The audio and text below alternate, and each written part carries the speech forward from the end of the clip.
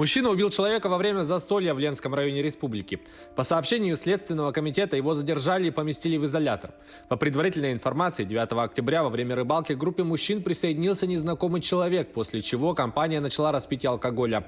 В ходе застолья между одним из рыбаков и присоединившимся к ним мужчиной возник конфликт. Затем завязалась драка, и в последующем незваный гость схватил нож и нанес потерпевшему один удар в бедренную часть левой ноги, говорится в сообщении Следкома.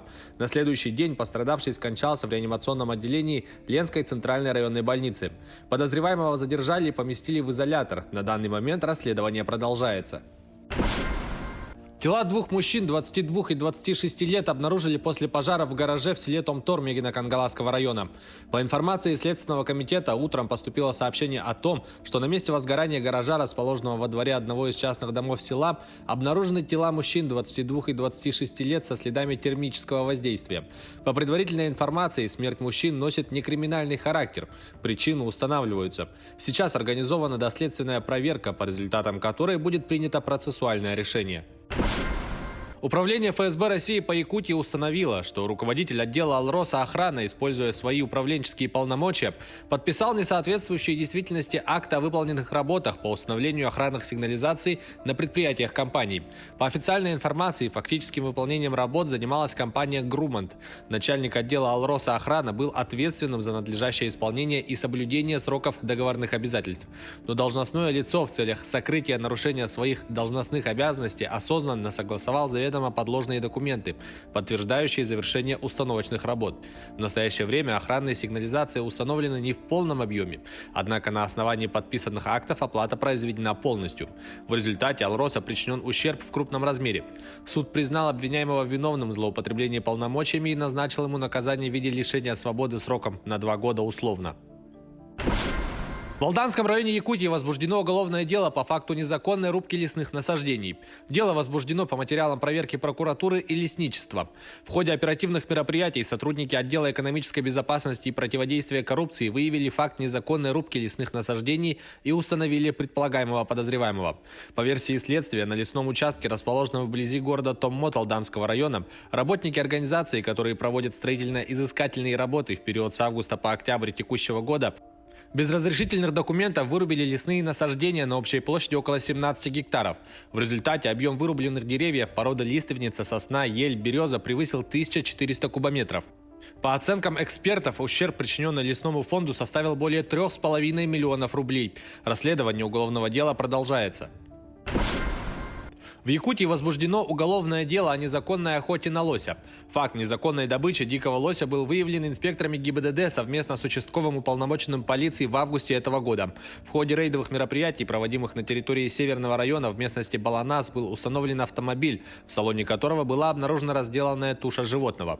Выяснилось, что 56-летний подозреваемый во время рыбалки, находясь в 178 километрах от села Хану, заметил на противоположном берегу реки Индигирка самца дикого лося и решил добыть его.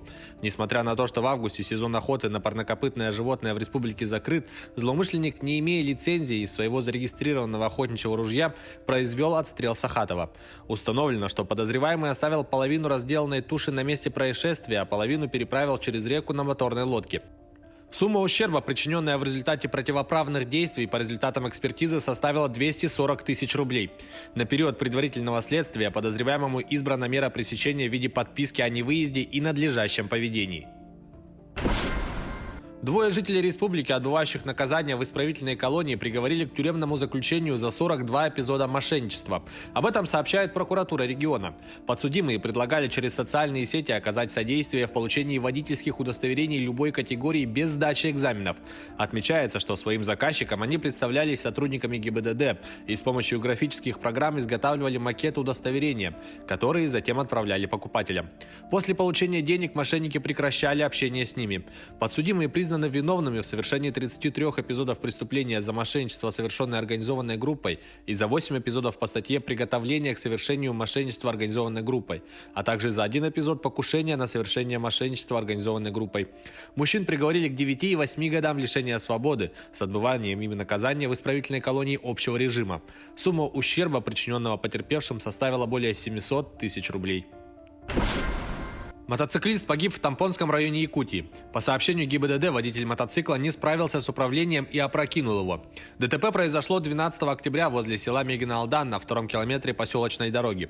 Водитель, управляя мотоциклом «Урал» с одним пассажиром, следуя с участка Бибюях в село Мегино-Алдан, не справился с рулевым управлением и съехал с дорожного полотна с последующим опрокидыванием мототранспорта. В результате происшествия мотоциклист скончался в участковой больнице села. Пассажир не пострадал. По факту ДТП проводится проверка. Не менее 28 человек погибли из-за наводнений и оползней в центральной части Вьетнама. Тропический шторм Нангка, движущийся к побережью страны, вызвал ливни, которые не прекращаются с начала октября.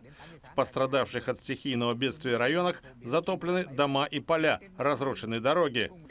По сообщениям из провинции Тхаат-Хуэн-Хуэ, пропавшими без вести числятся 17 строительных рабочих, занятых на возведении гидроэлектростанции.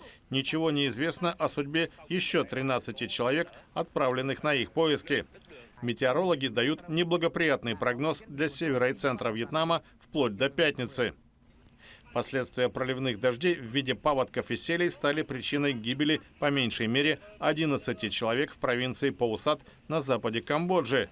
На помощь жителям пострадавших деревень брошены военные и полиция. Организована эвакуация людей в безопасные места, где их снабжают предметами первой необходимости. К этому времени вывезены около 2500 семей.